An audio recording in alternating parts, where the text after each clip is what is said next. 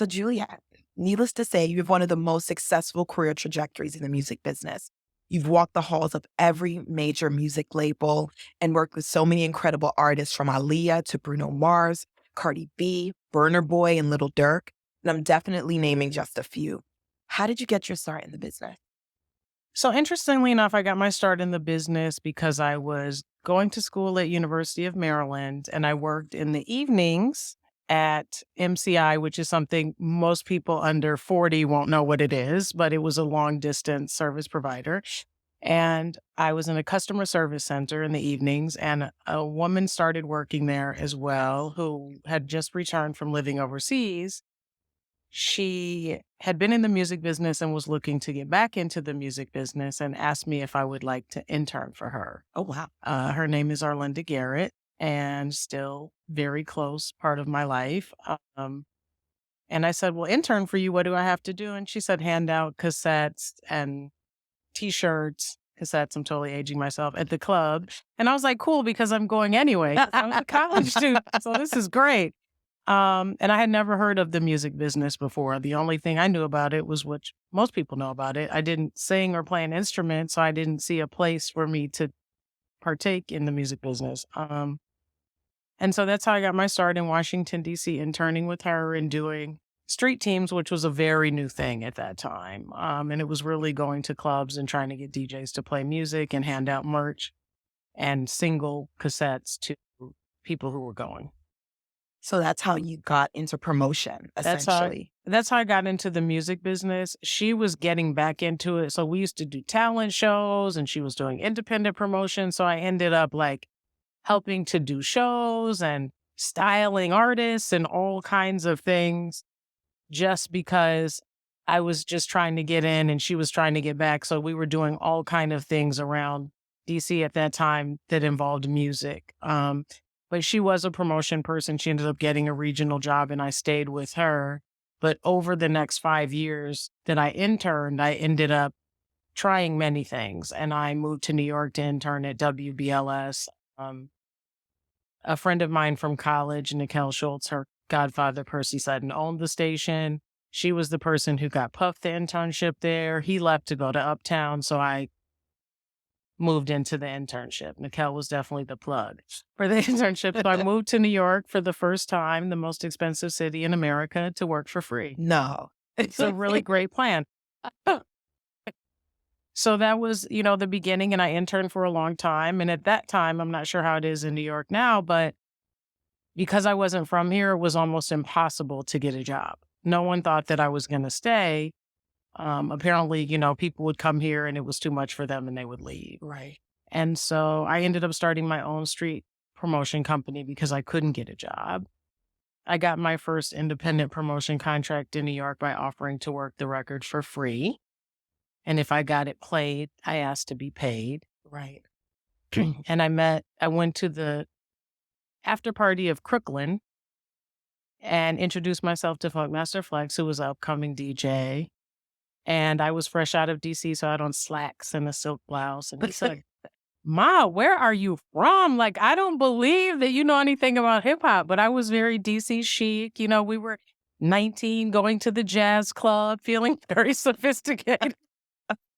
So he kind of gave me a bit of a hip hop makeover. Thank God for Flex. And really kind of helped me learn the ropes a little bit. And he eventually, I got him to play the record for me, which he was really mad at because that single was Usher Raymond Call Me a Mac off of the Poetic Justice soundtrack. Usher was 11 years old. If you go to YouTube and listen, it definitely didn't belong on Funkmaster Flex's show.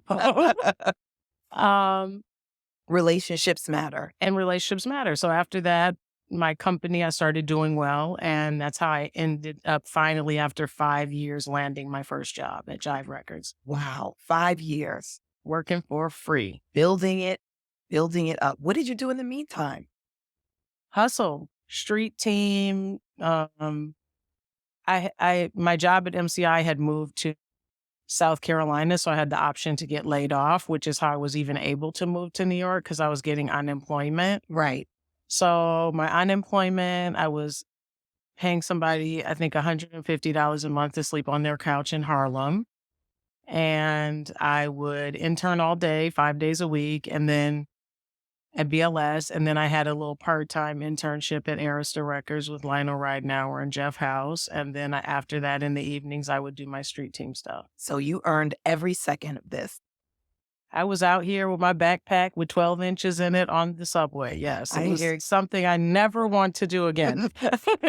You're a long way from that now. Thank God, yes. So you spent the majority of your career in promotion. Yes. And what is that? What is that portion of the music industry about? I mean, people know, but like we've had conversations and there's so much that goes into the job. Yeah, I mean, oftentimes people get it confused because to them a promoter is someone who throws parties and hosts things at the club, which is also a promoter. But in the record context, promotions is the department that gets the records on the radio and all of the things that go with supporting that. So if be the 10th caller and win tickets to see Lil Durk, we set that up. You know, Durk is doing interviews on radio, which he really doesn't do. But if he was doing that, theoretically, we'd be the ones to set it up. And so it's just all of the things radio. We set up promo tours oftentimes, now more around albums. We used to do it more for singles and albums. You take artists around the country, they do a bunch of radio interviews. They sometimes meet and greet fans. You know, nowadays it's more often that they're on tour, but we do all of the things that connect radio to the artist and the music. And as time has gone by, that's evolved much. You know, iHeart is huge media company.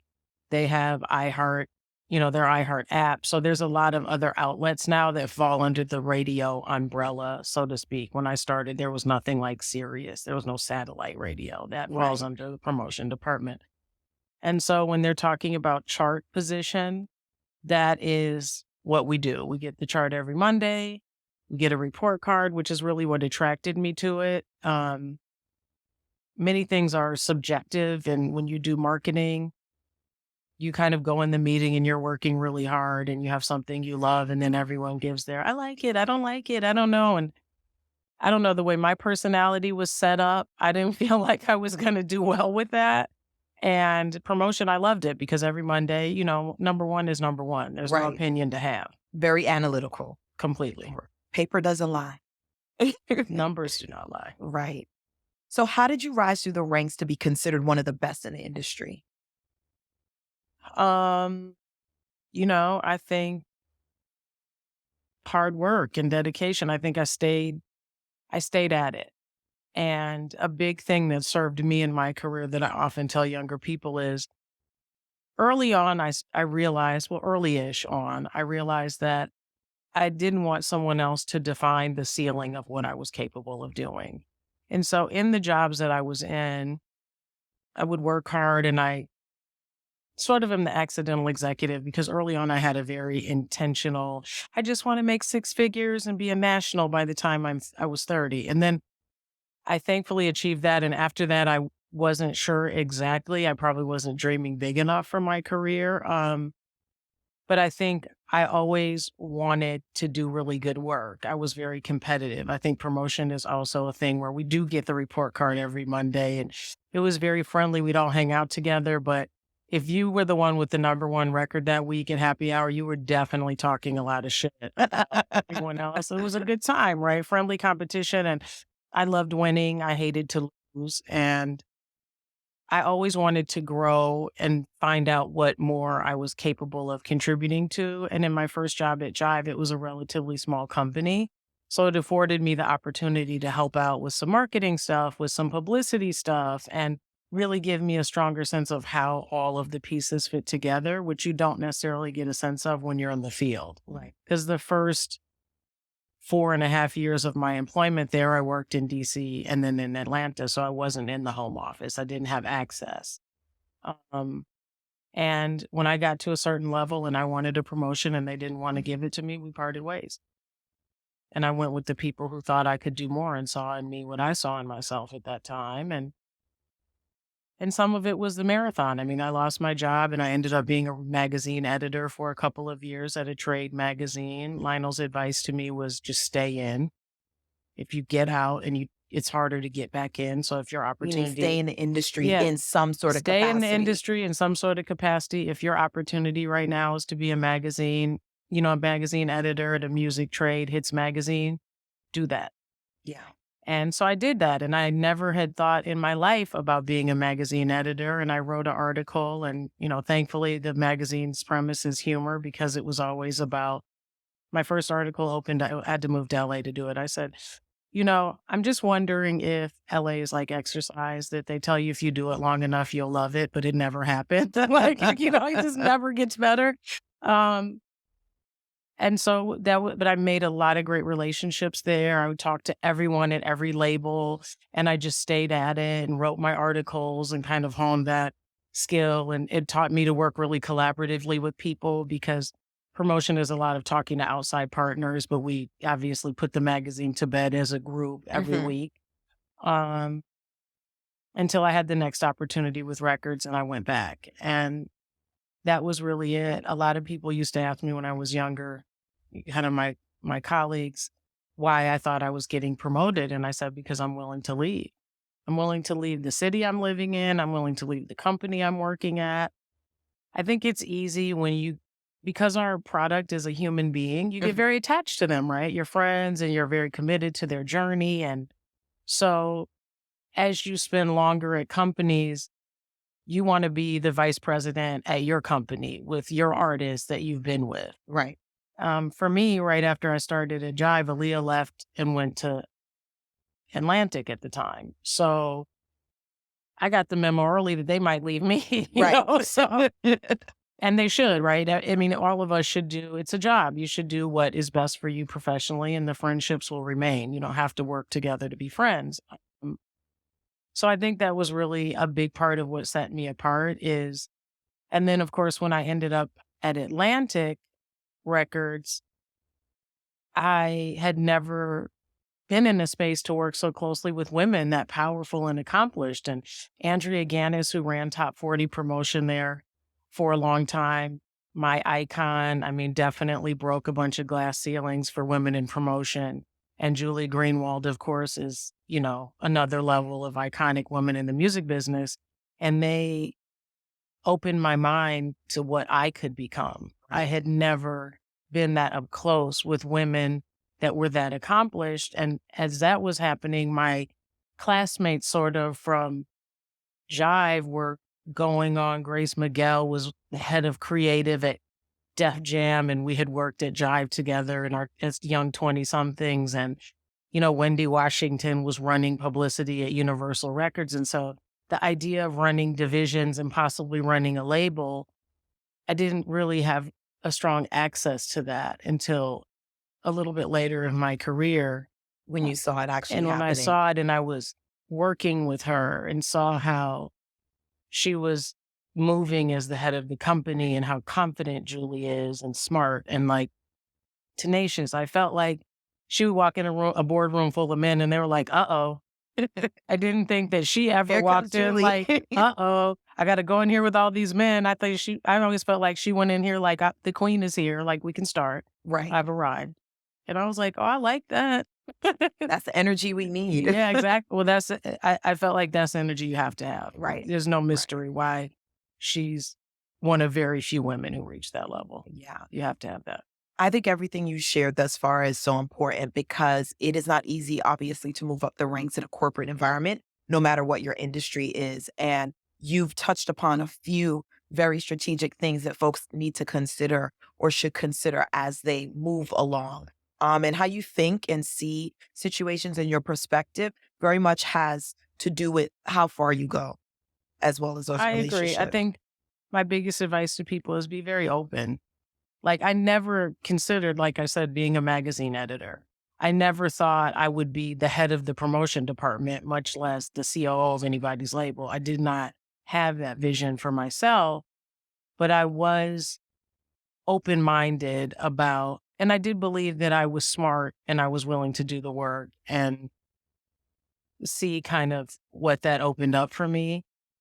And I think people kind of have this perception sometimes that it's easier for other people, that like people who move up and move around and change jobs, that somehow it's easier for them to do than you. Right. But, I read a book probably 15, 20 years ago now called Feel the Fear and Do It Anyway. And it was very eye opening about the idea that people who do a bunch of fearless stuff are not fearless. They just do it anyway. If you're waiting for things to happen where you won't be afraid, you won't have sort of anxiety or butterflies in your stomach, you never do anything, because change, good or bad, does cause a level of anxiety. Moving to a new apartment is stressful. Moving to a new city is stressful. As a kid, switching schools is stressful. It doesn't mean it's not a good thing to do. It's just in the moments of the change, it lands the same for everyone. And I think sometimes people look at people who are successful and think they have something special. It's the Nipsey hustle. The only Right. difference between me and them is I kept going. That's a sound like y'all. I mean, I don't know if Nip was on your list of artists I work with, but definitely had a profound impact on me. I mean, the late great Nipsey Hussle was inspirational in life, and I'm glad to see that his message has continued on, and how inspiring he was in his life has actually grown now that he's no longer here. And it was true. I mean, Nip was in his mid-30s and still going, and had not reached the pinnacle of his career. And I have no doubt that had he lived, that he would have become one of the biggest. And it was all about his dedication and his commitment to staying at it.